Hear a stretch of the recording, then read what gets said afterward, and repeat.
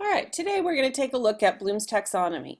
I'm not going to spend a whole lot of time on it, but I do want to give you an idea of what Bloom's taxonomy is. This is something that you will talk about in your upcoming education courses.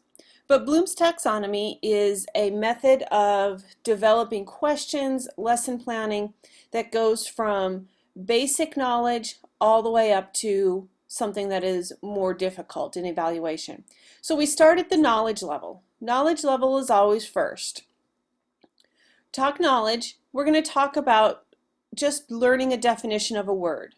Recall of information. This is your most basic type of knowledge that we've got. So it might be learning the definition of a vocabulary word. Then we go on up to comprehension. Comprehension is taking that vocabulary word and doing something with it, maybe demonstrating it, maybe discussing it. Doing something that the teacher and yourself understand that you know what that word means. You don't just have the definition memorized, you know what that definition means. Next, we go on up to application. In application, we talk about applying knowledge. So how does this knowledge apply to real world situations? Then, analysis. An analysis, we identify patterns, we organize ideas, we recognize trends, we do different things with that vocabulary word or that vocabulary word within a concept that we're talking about. Next, synthesis. Synthesis is combining ideas, combining concepts, putting them together and synthesizing them, creating new ideas, designing an invention. And then finally, evaluation. This might be a debate. This might be a discussion of theories. It might be solving problems or judging different aspects of the concept.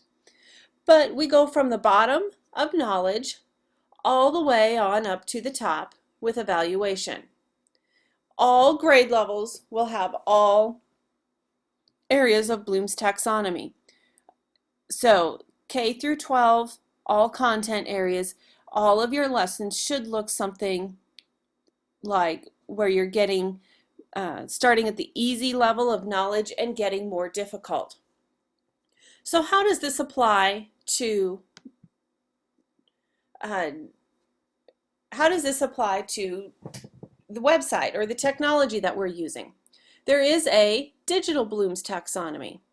So in digital Bloom's taxonomy, it starts with the remembering down here, or the knowledge, and you'll see different terms in different Bloom's taxonomy charts, but basically they all mean the same thing. So we've got remembering, we've got understanding, we've got applying, analyzing, evaluating, and creating. So in this Bloom's taxonomy, basically what it is telling you is that, let's say you're having your students learn words. You're having them learn a definition of a word and remembering. But you want them to do something that is digital with it, rather than maybe just writing that definition down on a sheet of paper. So we go over here and we take a look at all these different web applications and Ninja Words. Ninja Words is a place where they can type it out, but they can also type out the definition, but they can also take a picture. So they can take a picture of something around their house, around their school. They can take a picture of something out on the web that has to do with that word. So now not only do they have the definition, the written definition, the text definition, but now they have a picture, which this is really good for your ESL students, for your English second language students. This is something, and your struggling students, this is something that can come in very handy for them. Understanding. So now I want to take that vocabulary word and I want to know if they understand it. So I might have them do a web spiration.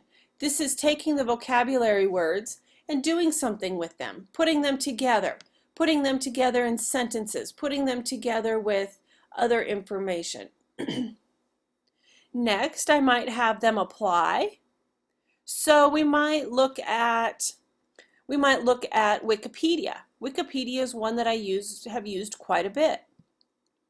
In Wikipedia, we all know that it might not necessarily be correct information, or it might not be valid information.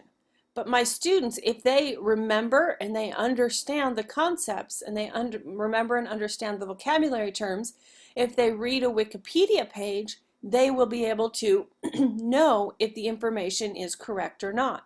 So basically, they're going into a Wikipedia page and correcting it for Wikipedia. Next, analyzing. Analyzing, I can have them create a graph online. I can have them create a graph on their iPads, on their tablets. Creating a graph is something that is definitely a hard concept for all students at all grade levels. So the more we can get them to create graphs, the better. The other thing that you can do is with pipes, something like create a concept map. They can create a concept map of all of the different areas or all of the different vocabulary terms that are in that concept. Then they can go on up to evaluate. They can create a YouTube video. They can create an e-portfolio. And then create. They can create a Prezi of that concept, of those vocabulary words. They can create a Glogster. Glogster is a type of poster that we'll talk about. If a student can create something from the concept, from the vocabulary words, they understand it. If you know that they can create something given the vocabulary words and the concept that you're talking about in your class, then they know the concept. If they don't know the concept, they cannot create something from it. So you always want to get your students, no matter what the concept is, if it's something as simple as sight words, or if it's something that is as complex as talking about molarity, or in chemistry, or talking about mitosis and meiosis in biology, or talking about analyzing poems, talking about analyzing the early history of the United States, or analyzing different art projects, music compositions. If they can take that information and they can create something from it, they have learned the concept that you were trying to teach them. All right, we're going to go on, and in the next screencast, we're going to talk about another type of Bloom's taxonomy chart that is specific to the TEKS and apps.